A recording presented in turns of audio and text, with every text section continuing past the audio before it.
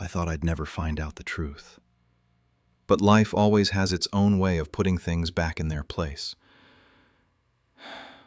It was a Tuesday night, and I should have sensed it from the start. Nothing good ever happens on Tuesday nights. I was lying in my large bedroom bed when I heard the shower for the second time that day. It made me freeze. Marissa wasn't the type of woman obsessed with cleanliness. She usually only showered when she needed to go out or felt it was necessary, twice a day. That was very unusual for her. The sound of water continued to fall behind the steam-covered bathroom door when I saw her handbag next to the vanity. The zipper was wide open.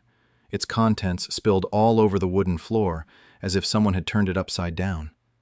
Lipstick, shopping receipts, hair ties, mints, all sorts of odds and ends were scattered everywhere. I'd never made a habit of rummaging through my wife's bags. In marriage, it's almost taboo, on par with forgetting anniversaries or leaving the toilet untouched after use. But looking at the mess, I simply thought I should clean it up for her before Marissa came out and stressed out again by the mess in the middle of the night, like every time I'm stressed out from work. So I bent down and picked up each item, wondering why women need a dozen lipsticks when they all look exactly the same. Then my hand touched something completely different. It was small, cold, and smooth. A metal object with a sleek, expensive design. I picked it up under the soft yellow light of the bedside lamp. It was a silver tube about 10 centimeters long, so minimalist it looked like an Apple product if the company switched to selling lubricant. The outside of the tube was marked with prominent black Japanese characters against a cool, bright silver background. It wasn't cheap. It felt like something you'd have to order from somewhere far away, not something you could easily buy at a nearby pharmacy. Initially, I tried to think of something harmless. Maybe it was some kind of medical product Marissa was hesitant to tell me about. Women's health is a sensitive topic, and she always avoided anything that made her uncomfortable. But then another thought crossed my mind. If it was medical, why was it Japanese? And why had she never mentioned it before? Curiosity began to gnaw at me. I took out my phone, opened the translation app, and scanned the text on the tube. The screen's light illuminated my face in the dimly lit room near midnight. The text appeared. Premium lubricant for men, long-lasting formula. I felt a chill run through my veins. For men, not for women, not for couples, for men. I turned the item over and over in my hand. The tube was almost half empty, the casing showing signs of frequent handling. My brain tried to deny what was clearly before me, but my gut feeling screamed in despair. My wife had never bought this for us. We rarely used lubricant, and if we did, it was always the cheap kind from the drugstore. And this looked more expensive than our family's weekly food budget. And clearly, it wasn't for me. I stood frozen for a long time until my eyes inadvertently fell on the tablet on the desk. The screen was still on. Marissa must have just used it to create a work slide. The application folders were neatly organized as usual, with cute names like work, entertainment, shopping. Shopping? I've never seen Marissa use a grocery app before. She once made me drive through 3 supermarkets just to find the exact pasta sauce she wanted. The fact she has an entire folder called shopping is like discovering a vegetarian hiding hamburgers in the refrigerator. My heart started pounding. Inside the folder, there was only one strange app with a plain, inconspicuous icon. My finger hovered over the screen for a long time. Either I was delusional, or my life was about to fall apart. I opened the app. The first chat message appeared with the name Leo. The profile picture was just a blurry black silhouette, but the message content was like a knife piercing my chest. Can't wait until Thursday. I've booked a room at the Marriott. Remember to bring that. The silver one. I like the feel of it. I'll do things your husband could never do. I scrolled up. Weekly messages flooded my mind. Hotel pictures, secret dates, photos that made me want to smash the screen. and constant mentions of the silver tube in my hand. Each milestone felt like a hammer blow to the head. Overtime shifts, outings with friends, the "I'm so tired, let's sleep tonight, honey." It was all a lie. The water in the bathroom continued to run. Marissa was still humming along to some pop song, carefree as if she hadn't just burned down her 15-year marriage with a tube of Japanese lubricant and a secret chat app hidden in her shopping folder. I looked at the item in my hand, then at the screen. After that, I calmed down. My hands stopped trembling. I went down to the kitchen, opened the tool drawer, and took out the tube of super glue I'd bought last month to fix things around the house. If Marissa liked playing games with that luxury item, then I'll give her an experience she'll never forget. The shower finally stopped. I had just finished my little craft project when the bathroom door opened. The sound of bare feet on the wooden floor made my heart pound, but it wasn't the same thrill I used to feel. Instead, it was the feeling of someone watching their life crumble into pieces. Marissa emerged with wet hair and a white towel wrapped around her like in a shampoo commercial. "Honey, why are you still awake?" she asked in her familiar, sweet voice. The tone was so artificial it made me nauseous. She went down to the kitchen and returned with a large glass of milk. "Drink this. It'll help you sleep. You have an early morning meeting tomorrow." The meeting. It was just something I'd mentioned casually at dinner, but she'd seized upon it as the perfect opportunity to lull me to sleep and sneak out to meet her lover. I took the glass of milk, looking at her face in the dim light. She looked so gentle, so caring. "Thank you," I said, pretending to take a few sips before setting it down. "You're the best. I love you." Those 3 words burned my throat. The most painful thing wasn't her infidelity. It was that she could look me straight in the eye with such loving eyes while preparing to go to a hotel with another man. The following hour felt like an eternity. I lay still, pretending to be asleep. Occasionally, I'd toss and turn or let out a few soft snores to complete my role as a husband knocked out by tranquilizers. Marissa patiently waited the full hour. Clearly, this wasn't the first time she'd done this. At exactly 12:45, I heard the apartment door creak open. I counted 20 seconds, then quietly got out of bed, put on my robe, and stepped into the hallway. The dim yellow light cast a glow down the deserted hallway. At the end of the hallway near the elevator, Marissa was being passionately kissed by a tall, imposing man pressed against the wall. Even from a distance, I recognized him as everything I lacked. Tall, muscular, nearly 10 years younger than me. So this was Leo, the man my wife considered worth 15 years of marriage for. I silently followed them up to the 4th floor, and then I discovered the most bitter irony. My wife's lover lived in the apartment directly above ours. I pressed myself against the wall next to apartment 4C, silently listening to the sounds coming through the flimsy door. "I can't believe you live right above him," Marissa chuckled softly, her voice full of excitement.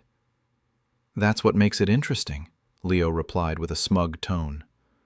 The sound of the lock clicking. Then came the sound of their passionate kissing. I clenched my fists so tightly my nails dug into my flesh. Every sound that seeped through the crack in the door felt like a knife cutting into my self-respect. But instead of flying into a rage and rushing in, I just stood there, calmly, chillingly. "Did you bring what you like?" Leo asked. "Of course," Marissa smiled. "The silver kind. The real deal." I had to bite my lip to keep myself from laughing out loud. If they knew that the real deal had just been modified by me using industrial superglue, they probably wouldn't be so excited right now. For about half a minute, only sounds of lust could be heard from the other side of the door. But then everything changed. "Wait, what the hell is that?" Leo's voice suddenly rose. "Wait, something's wrong." Marissa panicked. Chaos began to erupt. You didn't... Damn it! How did this happen? No way. I used the same kind. The panic in their voices grew louder. There were hurried footsteps, the clatter of things, the rushing sound of water from the bathroom. Oh my God. We're infected. At that moment, I closed my eyes. A strange sensation spread through my body. Not exactly pleasure, but more like the coldness of a final rage finally finding a place to vent. Inside the apartment, they began frantically trying to find a solution. Hot water, soap, cooking oil, everything. But it was useless. "We have to call an ambulance," Leo said, his voice contorted with pain and humiliation. "No! No one can find out." "What else do you want to do? We can't separate." 40 minutes later, they finally accepted defeat. I clearly heard Leo calling desperately, "Please help us. This is so hard to explain. We are stuck together." I left immediately afterward. The first act was over. The next morning, around 11 o'clock, the apartment door opened. Marissa walked in looking more disheveled than ever. Her hair was a mess, her makeup completely gone, her face pale, as if she'd just been in an accident. Her wrinkled dress still smelled of hospital disinfectant. She walked with difficulty, each step stiff, as if enduring terrible pain. I sat on the sofa, tablet in hand, pretending to be calm as I looked up. "Good morning, my love," I said softly. "Did you have a tough night? You're home so late." Marissa was speechless for a few seconds. "There was an emergency at the company," she replied, trying to keep her voice calm. "I had to deal with it all night." "That's terrible." I looked at her with concern. "But why are you walking like that? Are you hurt?" "I just fell down the stairs at the office," she said quickly. "The doctor said it's just a muscle strain." Just then, the doorbell rang. I went to open it. Leo stood in the hallway, his face ashen. His jeans were ripped at the waistband, his posture stiff, as if even the slightest movement would cause him to cry. "Is Marissa here?" he asked, his voice hoarse. "Of course." I smiled kindly and stepped aside. She just got back after a terrible night of overtime. The moment their eyes met, I almost laughed.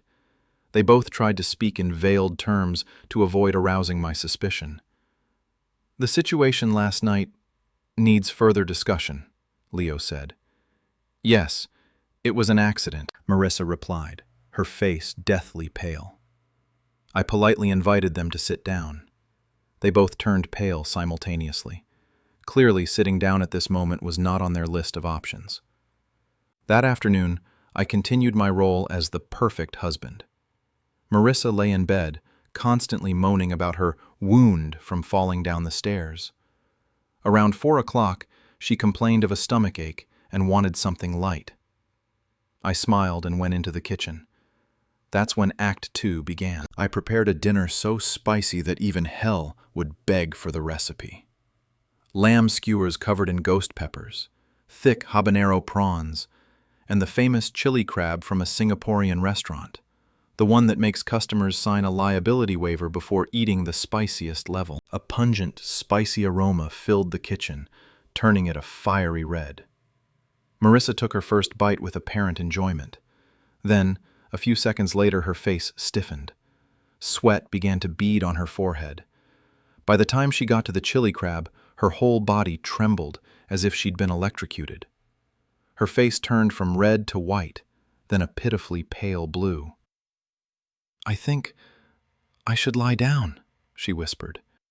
"The medicine might be reacting with the food." I nodded sympathetically. "Let me get some restorative ointment for you." Of course, that tube of ointment was no longer medicine. I had replaced it entirely with capsaicin cream, the kind used to treat joint pain, with an active ingredient that felt exactly like pepper spray. It looked exactly like real medicine, but when applied to the affected area, it turned everything into a real hell. At 6 o'clock the next morning, screams ripped through the apartment. It wasn't an ordinary scream. It was a primal, agonizing, distorted sound, as if someone had just been thrown into a living fire. "Something's wrong!" Marissa gasped between choked sobs. The medicine is burning me." She curled up on the bathroom floor, her face pale, tears mixing with sweat. Her hands trembled as she clutched the edge of the sink like someone about to faint. I rushed over with the perfect panic of a loving husband. "Good heavens, what happened?" "I don't know," she sobbed. "It's so hot. It feels like I'm being burned." We returned to the hospital, the very same place Marissa had left less than half a day earlier. Dr. Martinez looked at her with a bewildered and weary expression, as if he had just experienced the strangest week of his career. After examining her, he pulled me out into the hallway. "The infection is more serious than expected," he said in a low voice. "The tissues were already damaged from yesterday's procedure, and now there are signs of chemical burns." I feigned shock. "Is it dangerous, doctor?" He sighed. "If not treated immediately, the tissue could necrose." Necrosis. That word sounded cold, like a hammer pounding on a stone floor. Marissa heard it and burst into tears instantly. The surgery lasted 3 hours. I sat in the hospital hallway, watching the nurses hurry past, the air thick with the pungent smell of disinfectant. During that time, I finished the final paperwork with my lawyer over the phone. Everything was ready. When Dr. Martinez emerged from the operating room, his expression was somber. "We removed all the damaged tissue," he said, "but the amount removed was greater than expected. There will be permanent effects." I bowed my head, hiding my true emotions behind a mask of grief. Marissa lay in the recovery room, her face as pale as a sheet of paper. When she woke up, I entered with a brown briefcase in my hand.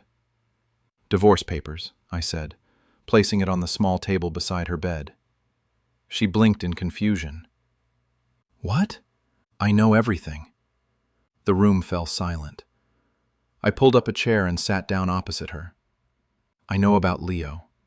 I know the hotels, the messages, the encryption app hidden in the shopping folder. I know you put sleeping pills in the milk to sneak out." With each word, Marissa's face grew paler. I saw her calm facade crumble. "I also know about the Japanese silver pipe you like to use with your lover." Her lips trembled. You looked at my phone?" "I didn't need to look much.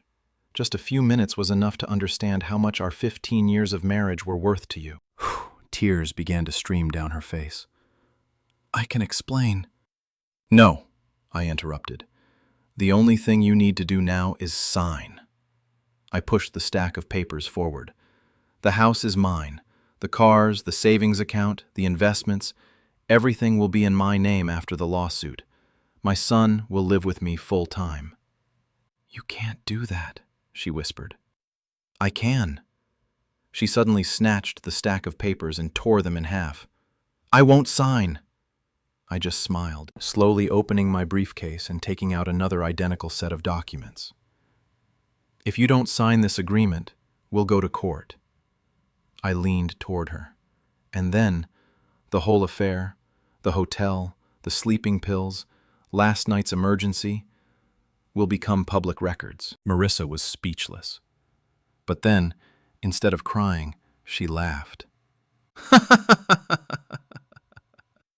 A twisted, maniacal laugh echoed through the hospital room. "You think you've won?" she said between choked laughs. "You think Leo is the only one?" I froze. Her eyes were bloodshot but full of mockery. "You know nothing." That night, I went home and reopened Marissa's tablet. This time, I dug deeper. Browser history, encrypted apps, hidden accounts, and then I discovered something even more horrifying than the affair. It wasn't just a clandestine affair. It was a secret network for married people, operating through encrypted apps and private websites. Members paid to attend private meetings, exchange information, and conceal their identities. Marissa had been there for over 3 years. Leo was just one of many.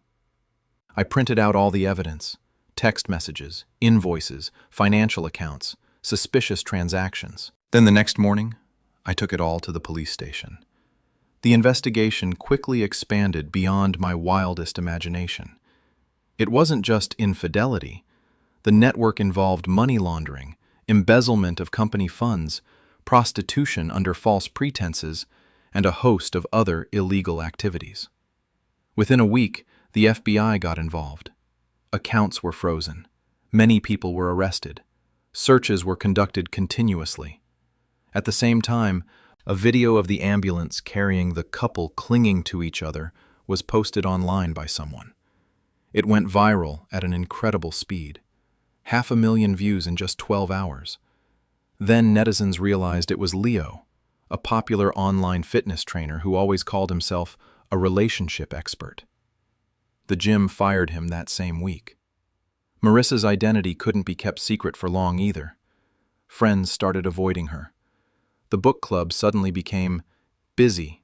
Even the supermarket cashier looked at her coldly. 3 weeks later, Leo returned. He stood at my door, his face contorted with rage. "I want $20,000, he snarled. "Medical expenses and lost income because of this." The argument between him and Marissa quickly escalated into chaos. Smashing sounds erupted from upstairs. Furniture was thrown around, screams pierced through the walls. Then it all ended when Leo pushed Marissa down the concrete stairs in front of the house. The police arrived immediately after my domestic violence call. Both were handcuffed and taken away. New charges were added to the previous fraud investigation file. The custody trial was so swift it was almost a formality. One side was in jail, the other possessed ample evidence of deception and wrongdoing. That afternoon, my phone rang. A message from Detective Morrison. "Case closed. Both pleaded guilty." Marissa received an 18-month sentence. Leo 2 years. I stared at the screen for a few seconds before hanging up and pouring myself another glass of wine. Outside the window, the city was bathed in a cold, yellow light.